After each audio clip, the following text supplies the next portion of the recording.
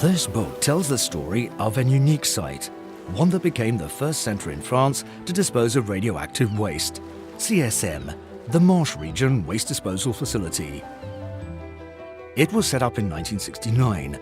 At the time, I remember, it was a vast 14-acre stretch of waste ground near the Kojima-La Hague reprocessing plant. At the time, there wasn't really any organised disposal. It was following the French Atomic Energy Authority, the CEA, set up in the post-war years, that the issue of waste management became apparent. The question was, what to do with this waste?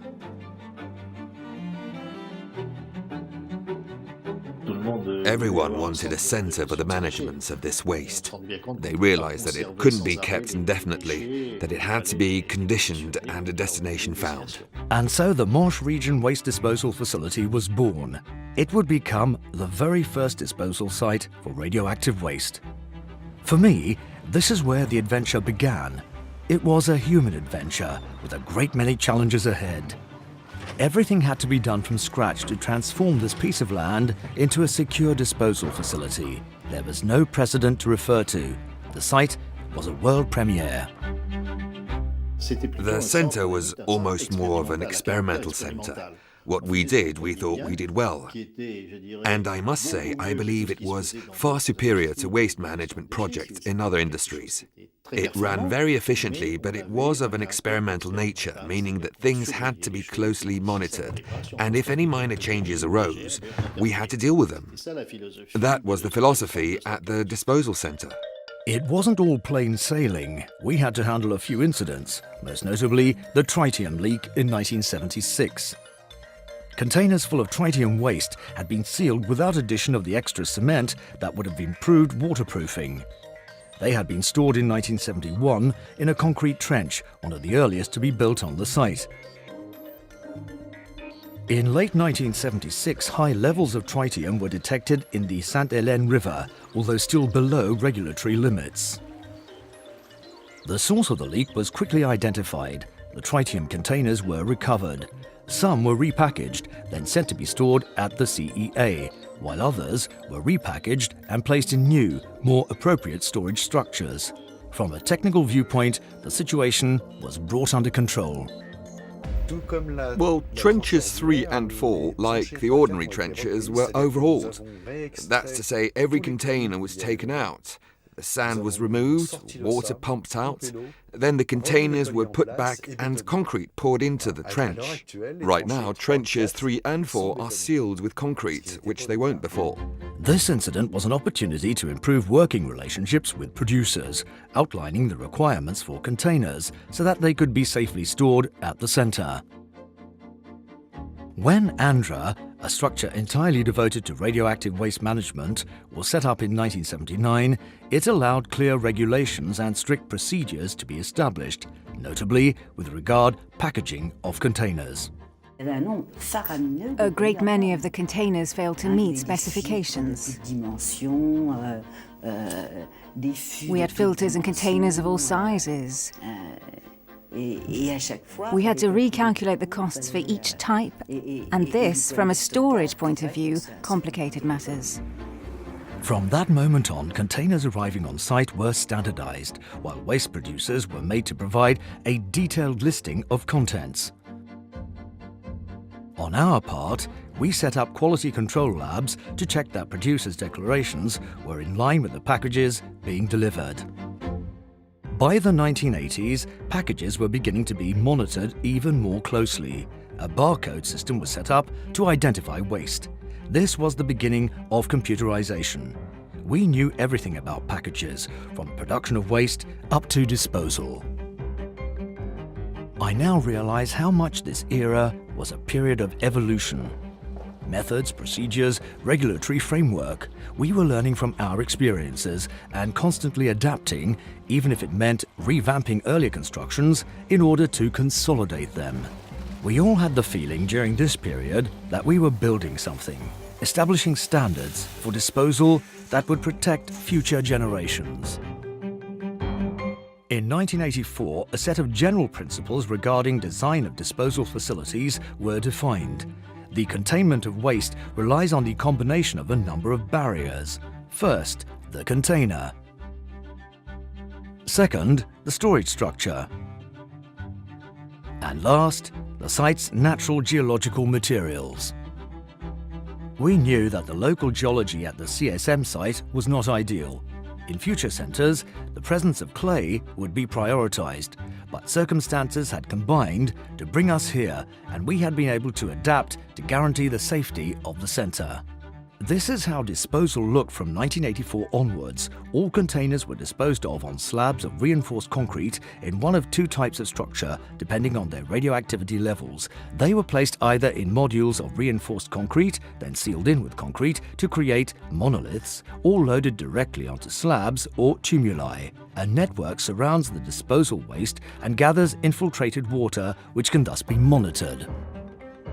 Water management methods have gradually evolved as operations have progressed. In 1982, we completely rethought our network of effluent collection on the site. A subterranean network called RSGE was designed, which works by gravity. This underground network can be accessed via a series of tunnels, allowing seepage water throughout the disposal site to be monitored and controlled. In the 1990s, we began drawing up plans for the closure of the centre. We had to think in terms of covering the site, putting containers out of harm's way for long enough for them to become less dangerous. So, in 1991, the construction of a cap for the site was started. The work would go on for 6 years. Capping consists of a bituminous waterproof membrane chosen for its elasticity and its capacity to adapt to any shifting of the ground, which is then covered with several layers of sand and earth. We also set up a surveillance system to check on the stability of the capping. This is the rainwater collection network, while continuing to monitor the groundwater outside the site. The last container arrived in 1994.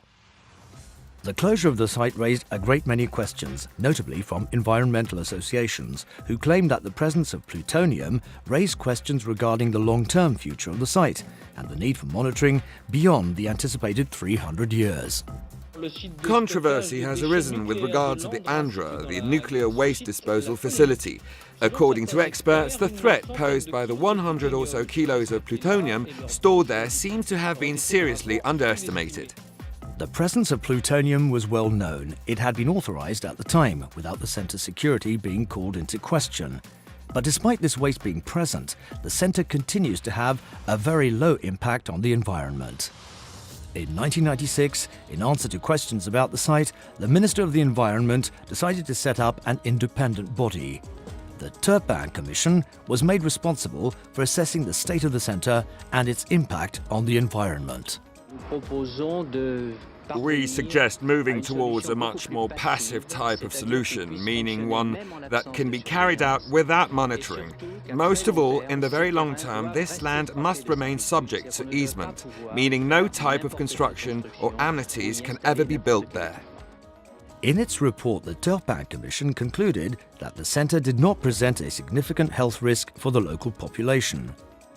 The Commission confirmed that it would be necessary to keep the site under surveillance for at least 300 years, that the centre's site not be allowed to become normal land in 3 centuries' time, that it was vital to maintain and to pass on the memory of the site. The Commission also recommended the setting up of a local information commission dedicated to the facility. In 1997, capping was completed. A new phase began: surveillance. This was made official after a public inquiry in 2003. It is based on a comprehensive program involving monitoring the covering and the surrounding environment, as well as undertaking site maintenance and a range of other projects, such as reducing the slopes of the capping or adapting facilities. The aim is to proceed with developments and move progressively towards increasingly passive surveillance. Right now, we frequently carry out small maintenance jobs on the capping, repairing small cracks or correcting subsidence. But in the future, the plan is to move towards a situation whereby we no longer need to intervene. In 2014, we replaced the old RSGE pipes with new, smaller ones, in keeping with the low flow now recovered. Maintenance, monitoring and memory are now the CSM's main missions.